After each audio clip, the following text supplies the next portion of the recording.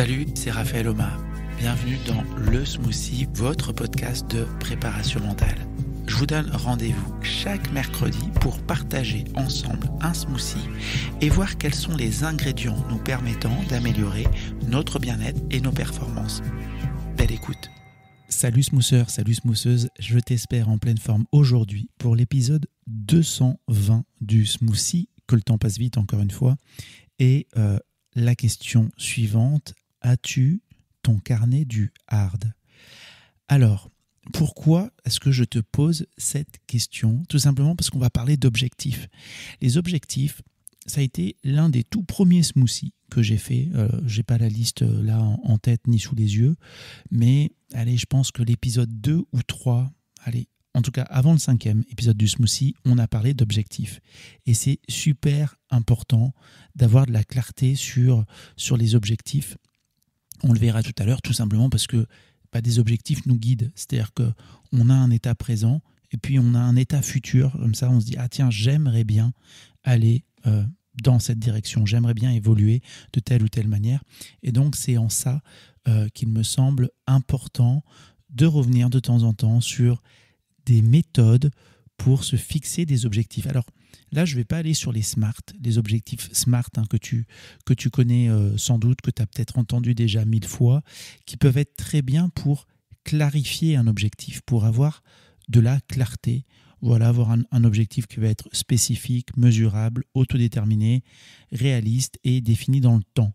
N'empêche que ça ne fait pas vraiment vibrer. Je ne sais pas si un objectif SMART est toujours un déclencheur émotionnel. On parlait il y a quelque temps, par exemple, de l'injustice qui peut être un déclencheur émotionnel. Un objectif SMART, je ne sais pas si c'est un déclencheur émotionnel. Par contre, des objectifs hard, je pense que ce sont des objectifs émotionnels. Et pourquoi ce sujet aujourd'hui ? Tout simplement parce que j'ai passé un week-end sportif. Alors un week-end sportif derrière ma télé, à regarder notamment les 2 finales de Roland-Garros. Et j'ai beaucoup aimé la finale féminine, donc gagnée par Coco Gauff. Et peut-être que tu l'as vu aussi, cette image a tourné sur les réseaux sociaux, où Coco Gauff montre qu'en fait, elle avait écrit sur un papier à plusieurs reprises, alors je crois 8 fois de suite, elle a écrit « Je vais gagner ». Roland-Garros 2025. Je vais gagner Roland-Garros 2025. Elle l'a écrit plusieurs fois et c'était un peu un mantra. Et donc, c'est vrai qu'on parle souvent dans les objectifs du résultat que l'on obtient, de la performance, mais plus rarement de ces objectifs-là qui nous prennent vraiment au niveau presque physique, avoir un peu comme un feu sacré, un feu intérieur. Et justement, je trouve que les objectifs hard nous permettent d'avoir cette motivation, bien plus que les objectifs smart. Ok ? Donc, on va voir dans cet épisode du smoothie, finalement, en quoi est-ce que ces objectifs bien posés peuvent devenir un véritable GPS émotionnel et cognitif. Et je l'ai déjà dit plusieurs fois, émotion et motivation ont la même racine. Donc, des objectifs qui vont nous mettre en mouvement, qui vont nous faire bouger. D'accord ? Alors, si je fais un petit point plus précis sur la différence entre les objectifs SMART et les objectifs hard. Encore une fois, les objectifs SMART peuvent être très pertinents pour bien structurer un objectif, pour y voir clair et pour se dire « Ok, c'est spécifique, c'est mesurable. Tous les lundis, je vais faire ça. Tous les mardis, je vais enregistrer un épisode du smoothie qui sortira le mercredi. Et parfois, quand je pourrai, je m'avancerai davantage, etc. etc. » Non, je plaisante là-dessus. Mais donc, les objectifs hard. Alors, le H, je vais y arriver, c'est heartfelt. Donc, connecté au cœur, porté par les émotions. C'est donc un objectif, quand tu y penses, je sais pas moi, tu as des frissons. Quand tu y penses très fort, tu pourrais presque avoir des larmes d'émotion, peut-être de joie, peut-être de gratitude, de dire « Ouais, mais si ça pouvait arriver, mais je serais tellement reconnaissant, mais ça serait tellement fou, etc. » Donc, c'est vraiment un objectif qui est fort pour toi et qui est, encore une fois, porté par les émotions. Il te fait vibrer. C'est pas juste... il n'est pas juste spécifique et mesurable. d'accord? Il est heartfelt, donc il est connecté à ton corps, à ton cœur. Aussi à ton corps, tu peux ressentir les frissons de partout, mais c'était à ton cœur que je voulais dire. Le A, c'est pour dire animated, donc animé, il est vivant, tu peux le visualiser. Et c'est vrai que moi, quand je passe à des objectifs hard, par exemple, je repense à l'époque où je préparais des Ironman, et je n'en ai fait que 2, mais donc je peux dire des Ironman, et je repense à ces moments où je me visualisais franchir la ligne d'arrivée. Et ça me faisait vibrer, j'avais l'impression de le vivre réellement. Et d'ailleurs, ça m'a donné aussi beaucoup de confiance, puisque les jours où de course, le jour où réellement je me retrouvais dans l'eau à nager mes 3 km 8, puis à faire les 180 de vélo et le marathon, je l'avais déjà tellement vécu une 50aine de fois où j'avais vu cette ligne d'arrivée, où je me disais non mais c'est sûr, je vais y arriver. Donc, on nous conseille, c'est Murphy, je ne sais pas si je l'ai dit d'ailleurs, que ça venait de Murphy, un Américain qui s'appelle Murphy, la méthode hard. Et donc de dire, voilà, vous voyez cet objectif, vous avez l'impression quasiment de pouvoir le toucher déjà. Et là, on est dans ce GPS motivationnel.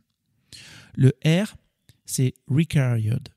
Encore une fois, tu vas excuser mon accent anglais, mais en gros, il est nécessaire. Cet objectif pour toi, il est hyper important, il est vital. Alors, encore une fois, pas vital d'un point de vue professionnel. Je ne suis pas en train de dire que les objectifs hard, c'est des trucs, oh là là, si j'ai pas ce contrat, ça va être la fin de ma vie. Mais donc, c'est bien parce qu'on est en plein dans les objectifs hard. Non.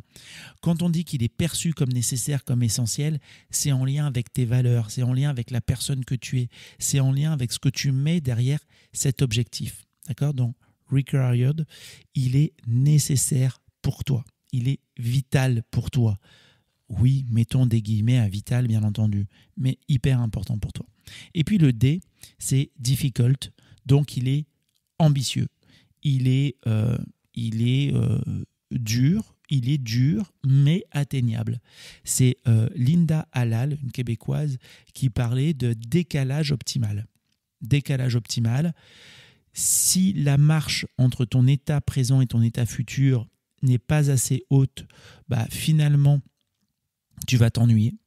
Si la marche est trop haute, tu vas te décourager, ça ne sera pas possible. Donc là, on parle de quelque chose de difficile, ambitieux et atteignable. D'accord ? Et c'est vrai que ces objectifs hard vont favoriser une motivation intrinsèque plus forte, un alignement personnel. Tu es sur un objectif qui te touche au cœur, qui te fait vibrer. Tu as un objectif, mais quand tu fermes les yeux, tu peux déjà le voir devant toi, quasiment le toucher. Il t'est nécessaire aujourd'hui. Il est nécessaire à la personne que tu es. Il est aligné avec tes valeurs. Et je t'invite à aller réécouter le smoothie en lien avec les valeurs hautes. Quelles sont les valeurs qui te donnent de l'énergie ? Et enfin, bien entendu, il est dur. Parce que si ça s'appelait hard et pas hard, et qu'il n'y avait pas ce côté dur, en fait, tu t'ennuierais et ça serait plate, comme disent nos copains québécois. Il n'y aurait pas d'intérêt, ça serait pas le fun. Donc, voilà, les objectifs hard nous donnent vraiment une capacité à persister dans le temps, à continuer d'avancer. Et c'est un peu, alors je ne sais pas si on prend des exemples, en entreprise, ça va être de s'investir dans un projet qui est dur, mais qui te touche tellement, qui te parle, qui te fait vibrer. Et tu dis, mais bien sûr qu'il faut que je monte cette offre parce que je suis sûr qu'elle peut être utile. J'ai l'impression déjà de toucher du doigt le résultat qu'on pourrait avoir. C'est absolument vital. Je sais que ça va être dur, mais on va quand même avancer. D'accord ? Et c'est vrai, alors quand je parle du carnet du hard, c'est vrai que ça peut être très très bien d'écrire tes objectifs. Il se trouve que j'ai plusieurs carnets, que j'ai déjà eu plusieurs carnets, que gamin j'avais mon petit journal de bord, mon petit journal intime, mais même mes carnets de maintenant que j'ai 45 ans, quand je relis ce que j'écrivais il y a 2 ans, 3 ans, 5 ans, finalement, ces objectifs, finalement, ces projections, on voit bien que quand on les a écrites, quand on peut retourner dessus, quand on peut encore les voir, nous aident à avancer. et que d'écrire déjà, de prendre 10, 15, 20, 30 minutes pour écrire et passer en mode architecte. Là aussi, l'architecte et le maçon, ça peut te parler si tu écoutes régulièrement les smoothies. Sinon, pareil, l'architecte et le maçon, c'est dans les tout premiers épisodes. Mais quand tu es dans cette posture un peu méta, que tu te mets en mode architecte, en fait, le fait d'écrire, ça va ancrer davantage ton intention. Ensuite, je te l'ai dit, ça va te permettre de revenir dessus, d'ajuster, de te reconnecter à ce que tu avais écrit.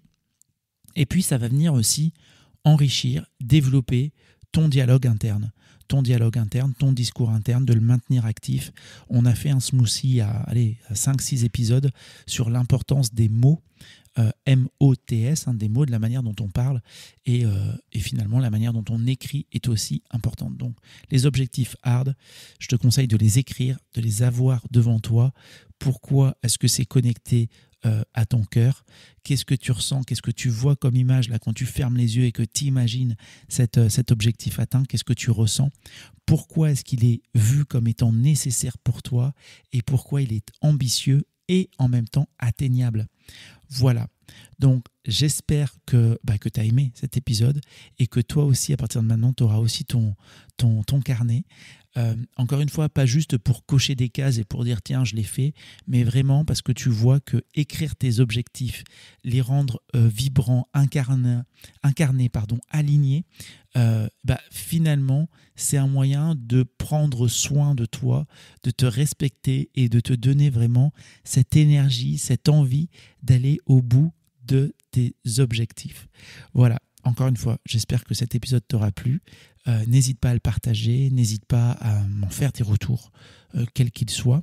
Et puis moi, je te donne rendez-vous la semaine prochaine. À très bientôt. Merci beaucoup d'avoir écouté jusque-là. Salut.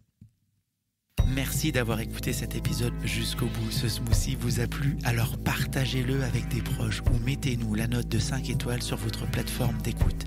Et si vous le souhaitez, poursuivons la dégustation de smoothie ou échangeons sur les réseaux. Je serai ravi d'avoir vos retours et vos questions.